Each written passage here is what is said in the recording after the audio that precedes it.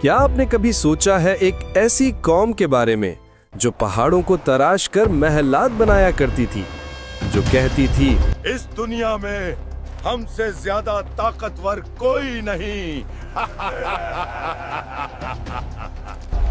مگر جب آسمان سے اللہ تعالیٰ کا حکم آیا تو ان کے عظیم الشان محل مٹی کے نیچے دبا دیے گئے۔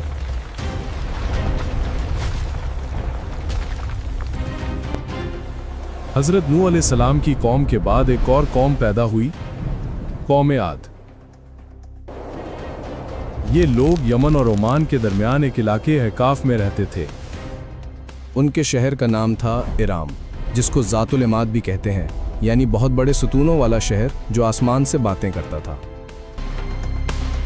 ان کے بدن پہاڑوں کی طرح مضبوط تھے، قد اتنا لمبا کہ بادلوں کو چھو لے، اور ان کا غرور زمین اور آسمان کو چیر دیتا تھا۔ وہ کہتے ہم ہی ساری دنیا کے وارث ہیں اور ہمیشہ رہیں گے۔ احقاف کے صحرا میں ان کے شہری علاقے دور دور تک پھیلے ہوئے تھے۔ ان کے گھوڑوں کے پاؤں سے زمین گونج اٹھتی تھی۔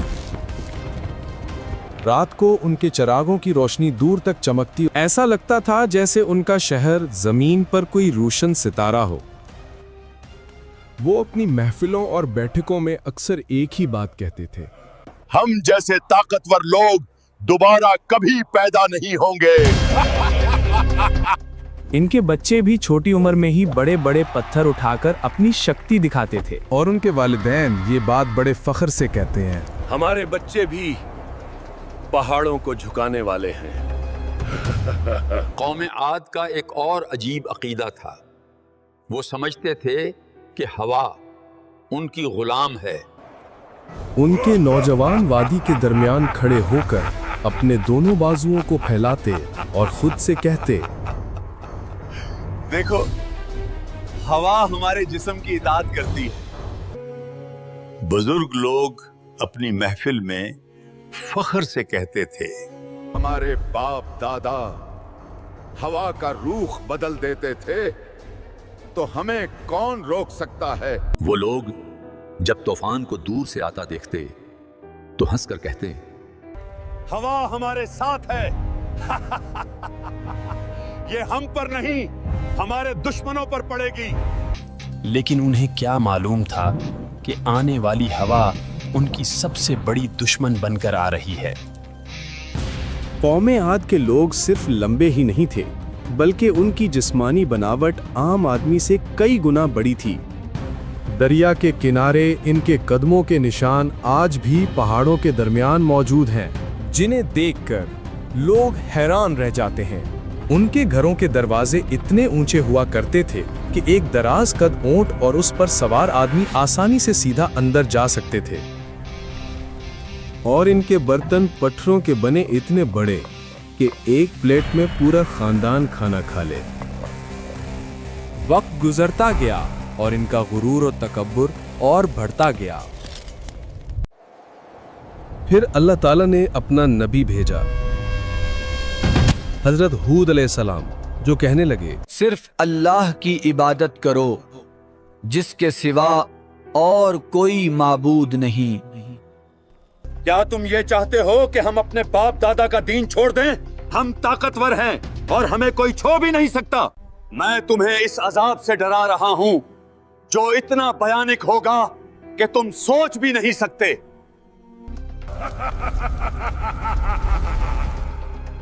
حضرت ہود علیہ السلام روز جا کر بازاروں میں، ان کی محفلوں میں، ان کے گھروں میں جا کر آخری دعوت دیتے ہیں۔ ان کے سردار طنز اور مذاق میں ہنس کر کہتے ہیں، ہود، اگر تیری بات میں سچائی ہوتی تو ہمارے عظیم محل کب کے گر چکے ہوتے۔ کبھی بچے ان کو طنز و مزاح کرتے تو کبھی لوگ ان کو دیکھ کر راستہ بدل لیتے کہ کہیں حضرت ہود کو دیکھ کر اللہ کا خوف پیدا نہ ہو جائے۔ ایک دن حضرت ہود علیہ السلام ان کی اسمبلی میں گئے، جہاں ان کے بڑے سردار سونے کے تختوں پر بیٹھے تھے۔ ہود علیہ السلام نے فرمایا، اللہ کے احکامات کی اطاعت کرو، تمہاری یہ طاقت اس کے سامنے کچھ بھی نہیں۔ اے لوگو، اللہ کے خوف سے ڈر جاؤ۔ ہود، یہ جھوٹے دعوے کرنا بند کر، अगर अजाब आता भी है तो हम उसको अपनी ताकत से रोक लेंगे। अजाब आने से कुछ दिन पहले आद की वादी में अजीब मंजर हुआ। रात को आसमान में भयानक गूंज सुनाई दी। ना बादल गरजा, ना बिजली चमकी, लेकिन वादी में ऐसा महसूस हुआ जैसे दूर से कोई पुकार रहा। ये तो पहाड़ों की आवाज है, लेकिन पहले कभी इतनी खौफनाक आवाज नहीं सुनी। हजरत हूद अलैहिस्सलाम परेशान हुए और कहने लगे, ये रहमत की पुकार नहीं बल्कि अजाब आने से पहले की तंबिया है। दूसरी रात जमीन हल्की सी थरथराई, लेकिन इतनी कम कि सिर्फ जानवर बेचैन हुए। इंसान हंस पड़े और कहने लगे, देखो, जमीन भी हमारे डर से कांप रही है। लेकिन उन्हें नहीं मालूम था कि ये जमीन की आखिरी तंबिया थी। फिर आया अल्लाह ताला का फैसला। सबसे पहले उन पर कहत आया। 3 साल तक बारिश का एक कतरा भी जमीन पर ना गिरा। नदियां सूख गईं, बाग खुश्क हो गए, जमीन तांबे जैसी सख्त और गर्म हो गई। लोग आसमान की तरफ हसरत भरी निगाहों से देखते रहे कि कब बारिश आएगी, लेकिन आसमान से एक ही जवाब आता, सिर्फ खामोशी। पहले साल उन्होंने कहा, ये तो मामूली सा मसला है, हम ताकतवर लोग हैं। दूसरे साल भी जब बारिश ना हुई तो प्यास ने उनकी जुबानें सुखा दी। जानवर भी प्यास की वजह से गिरने लगे। तीसरे साल आद की वादी से वो आवाज, वो फख्र का, वो खुद की ताकत का गरूर सब खत्म हो चुका था। ये वो लम्हा है जब ताकत सर झुका देती है, मगर तौबा अभी भी मुमकिन है। अब अजाब का वक्त करीब है और वो टलने वाला नहीं।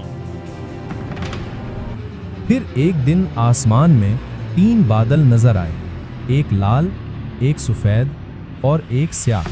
आसमान से एक फरिश्ता पुकारा, ऐ कौम आद, इनमें से एक बादल चुनो। काला बादल। इसमें पानी है, रहमत है। मगर उनको क्या मालूम कि इस काले बादल में रहमत नहीं, अल्लाह का कहर था। आसमान स्याह हो गया। रहमत है, बारिश आएगी। ठंडी हवा चलने लगी और लोग खुशी से झूम उठे और नाचने लगे और कहने लगे, देखो बारिश आ गई। लेकिन वो बारिश का पानी नहीं था, अजाब का तूफान था। पहला झोंका आया, धूल और पत्थर हवा में उड़ने लगे। आंधी के हर झोंके में उनको लगता कि हवाएं उनको तबाह कर रही हैं। दूसरा झोंका आया तो जमीन से दरख्त गिर गए। उनकी सारी मूर्तियां, उनका सारा गुरूर, उनके बाग और उनका सारा शहर, सब कुछ हवा में बिखर रहा था।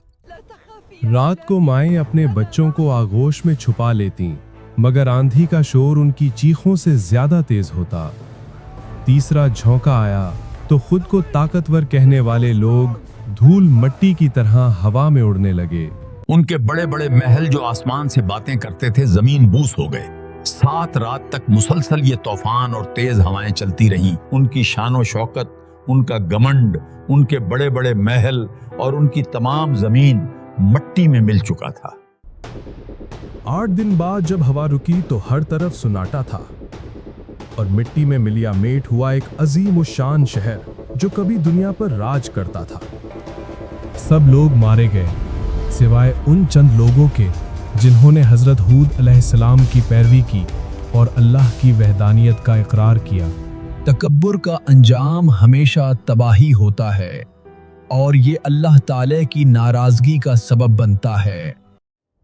आज भी उनका शहर इरम अहकाफ की रेत ने नीचे अपनी दास्तान छुपाए मौजूद है, जो इस बात का गवाह है कि ताकत और तकब्बुर से नहीं बल्कि अल्लाह की इताअत में ही इंसान की कामयाबी है। अगर आपको ये इस्लामी स्टोरी पसंद आई हो तो चैनल को सब्सक्राइब कर लो वीडियो को लाइक करो और कमेंट में बताओ अगली स्टोरी आप किस नबी या उम्मत पर देखना चाहता है। ये सिर्फ एक कहानी नहीं थी, एक हकीकत थी जो हमेशा ये याद दिलाती है कि सबसे बड़ी ताकत सिर्फ अल्लाह की ही है।